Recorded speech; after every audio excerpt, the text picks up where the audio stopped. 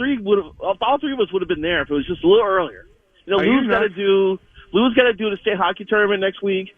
Yeah. Mason's got stuff going on. I got spring training. If this is the last week of January, first week of February, then you're going to be people are going to be you're going to sell that thing out in minutes. You're going to have 500 people who want to sign up. Don't blame us. Blame Michael Kenny, Define Destinations guy. It's not our fault. We go when he tells us when we can go. Yeah. Oh, maybe next year. When you guys are ready to take this to the next level, just talk to me, Mason, and Lou. Okay?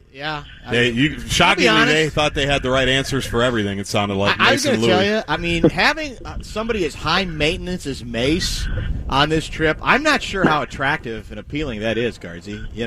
No, he would not have done well on the hour bus ride after. No, after the long day, he wouldn't have done well on that. No, I don't think so. But he'd have enough stories though to tell. Yeah, that's true. He'd make up a couple of them too. That's very true. So you are. Did Odorizzi pitch today? He sure did. Jake pitched today. I saw some tweets from you. How'd he do? 3 scoreless innings, no hits, 3 strikeouts. See, pretty effective through all. It's all coming together.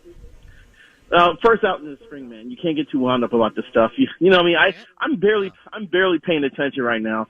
Wake me up in a week or so when guys are a little stretched out a little bit, and now they're under pressure to try to win jobs.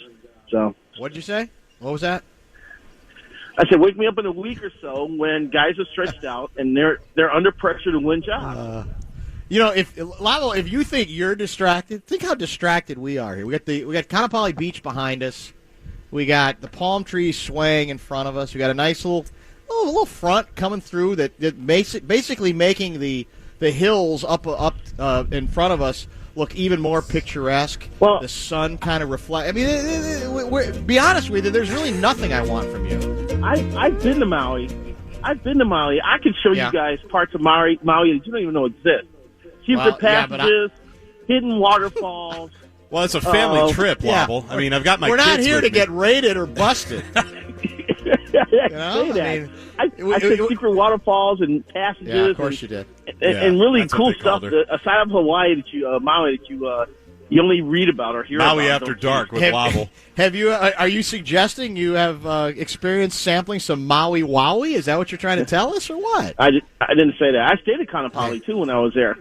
There used to be a Marriott in Kaanapali. I don't think it's there anymore, but. Did a lot of my damage in Lahaina. I would suggest you guys go to Lahaina in the evening. So not our first rodeo, but we will. We'll spend some more time in Lahaina. Because eventually you got to put the women and children to bed, and then it's short time. What do you expect we're going to do? Go on a smoker? What do you? That's Lowell. He doesn't understand, does he? Yeah. And the women and children to bed. I'm going to tell my wife you said that. More power to him. He didn't bow to societal pressures. No. And get married and have kids. He didn't. That's more power to you. Why complicate my life? Exactly. Can you clarify one thing for me on Odorizzi? Yep. Because I thought I heard members of the Twins radio network call him Odorizzi rather than Odorizzi, which I think is awful if that's his real pronunciation. It should be Odorizzi. What do you know? There's confusion over that. I would say this the times I've been in Tropicana Field, it sounded more like Odorizzi than Odorizzi. That's wrong. And I know that disappoints you, but it's not as exotic. That's right. I know, but you know what happens when names come across the pond, man? They get Americanized. They certainly do. That's a very, very good point. What's Barreiro? Barreiro would be what if you're standing in Spain right now. If you watch a Deportivo La Coruna play soccer, how are they going to pronounce your last name? Barreiro. Thank you. That's how it is, and I can't roll my R, unfortunately. Trill. It's called Trill. It's called Trill. Yeah, that's exactly what it is. That's what it would be. Yeah, it's been Americanized because it has to be. So what are you looking at right now? Why are you even there then? If nothing matters right now, why the hell are you covering? I was just writing a bunch of interesting stories. I got a story running Sunday on Byron Buxton. Byron Buxton, your center fielder. Oh, center fielder. He's actually trying to get faster than he was last year. Oh, we're happy for him. Now he's trying to show off. He spent the off season at his old high school track, working on technique, and he actually had this crazy notion that he wanted to gain weight. He's got an issue with being slender, and he's been trying to gain weight and add power the last couple off seasons. And he spent the month of November eating chicken 3 times a day, thinking he'd gain weight. Which I don't know if you're going to do that. So people in the clubhouse to gain weight, is it? I know people in the clubhouse are laughing at him over this. I got Brian Dozier quoted in the story, just laughing at him. But he said, he basically at the end of November said, "Screw this, and let's just go back to getting faster," and that's what he's doing. So he's after 50 stolen bases. He's going to devastate opponents on the base paths this year. And of course, here's the funny exchange. He was like, "I was looking at my stolen bases last year, and noticed I only had 6 after the first 2 months of the season." To which I replied, "Byron, you were only on base 15 times in the first 2 months of the season." So I think he understands that he has to get off to a fast start here, too, so he can get on base and so he can do some more damage. Is it so? Did he get the idea on eating more from Sano, or?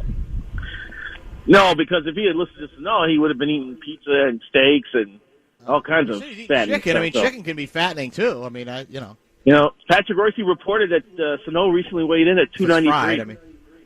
293? Yeah. That's fair. That's fine. I don't have a problem with that. But he looked okay. He looked okay the last 2 days. He made a nice play in the field, running in the bare hand, a bouncing ball, and throw out the runner. And he actually looked okay running the bases today. So, a Sano question specifically. I assume the plan is with the acquisition we made last week or the week before, is to keep Sano at third base, right? If he can't. If somehow he can't, then what do we do? Well, you're gonna have to suffer through this year, but I think he'll be good enough to play a passable third base. Then you have to look long term. Is he a DH or is he a first baseman? Going forward. But this year he's going to play third. With Myers' salary coming off the books and Logan Morrison being signed to a 1-year deal with an option, there could be a spot available for him next year. But I do expect I'm 60% sure Mauer's going to have a good year, and that makes me 90% sure he's going to sign with the Twins for at least another year or two after this year. So he'll have to be a DH next year. Well, yeah, I'm assuming they'd rather not cross that bridge, right? I mean, they want at least eventually that's what Sano's going to have to play someplace else, but they're hoping to milk at least one more season out of him, maybe 2. I know. I mean, it depends. I mean, it's tough. He's been through the offseason without losing a lot of weight. Part of it was he had the surgery on his leg and had the rod put in his leg, so he couldn't really work out as strenuously as he probably needed to. But as you're just talking to someone who has gained and lost weight recently, the diet component usually is the driving force behind weight loss. And if he had just had a better diet, even though he was recovering from surgery, he probably would have lost 10 to 12 pounds by now. But that didn't happen, and now they've been working. I heard they've been really working him out hard in the trainer's room, trying to get him to invest some sweat equity to get the poundage down. But usually once the season starts, it's really hard to have a drastic weight loss, Well, yeah, definitely true. What is our today, if you were forced to make this call today, what is our starting, if let's say we're going 5 instead of 4, or, at some point during the season, there's going to be 5 starters. So who are our 5 starters? Am I allowed to include Irvin Santana or not? Yeah, go ahead. I mean, we know that there's a delay on him, but let's eventually that's what's going to be. I'll go Irvin Santana, followed by Jose Barrios, followed by Jake Odorizzi, followed by Kyle Gibson, followed by I go Phil Hughes right now. And after that, I would have Alberto Mejia as number 6, and probably Anibal Sanchez, number 7, and then Aaron Slager's 8th, and then the 2 kids, Steven Gonzalez and Fernando Romero, 9th and 10th. I'm curious to see how Sanchez looks. He touched like 90-91 his first time out, and apparently the Twins have some idea for him to throw his changeup more. So we really won't know how that's going to work until the end of camp, when people are starting to play to win a little bit more. And when he has lost weight, he looks good, and he looks like he's prepared to put in the effort on and off the field in order to be a better pitcher. So I'm curious to see how that plays out as we go forward. Are you all right? Are you excited by Rodney as the closer, or what? I know we probably talked about him when we first signed him, but how do you feel about that? About him? I'm fine with it. I think he's been aging like fine wine here the last couple of years. The April in Arizona was terrible, but he's saying he had trouble getting a good feel for his changeup in that Arizona weather. And funny, Arizona is adding a humidor this year to store their baseball, so he must not have been the only Arizona pitcher to complain about that. But he's a changeup guy. He's got to he's going to have a feel for that pitch to be effective, because when he's going well, he throws that thing first pitch, second pitch. He's unpredictable with that pitch. That what makes him effective.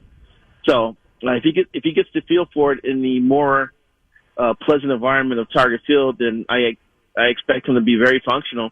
If not, you do have a fallback option in using Addison Reed in that situation.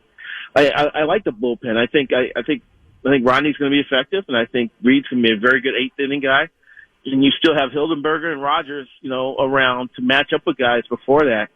Those two moves, bringing in Reed and Rodney, were pretty significant for that bullpen, I think. Well, we can't. Yeah, and I mean, you're right in that. They're names that are familiar to people and recognizable. Right. They weren't huge names at the peak of their career, but sneakily speaking, they probably have done a great deal to help the bullpen. Whether they've done enough for the rotation, we'll have to see. Anything else before? Any other nugget for Sunday that you want to promote before we go? Let's see. Urban Santana was supposed to have his cast taken off today, but he had to fly to New York for that to happen, and both his flights were canceled because of the weather in New York. So that's been rescheduled for Monday. Jason Castro had a migraine. He was sent home today. Just been a couple injuries here and there. Mitch Garver had a sore knee. I looked this up yesterday and I tweeted about it, and it's something maybe we can revisit next week. But the Logan Morrison edition is kind of fascinating. I was looking at OPS per position on the Twins last year. Twins designated hitters had a 711 OPS. Yeah. And that was second to worst on the team. Catching OPS was worse at 703. And Logan Morrison's OPS alone would have been better than any other starter last year. So Morrison moving into the DH spot is a significant addition for the offense here. So I think they had to be part of their interest in signing him. Once they saw that prices coming down, they started looking for the benefits of having Morrison in the lineup. They had to look at that as, hey, this guy can really address a position of need for us, and this could be a nice little boost for the Twins. Big plans tonight? I am standing.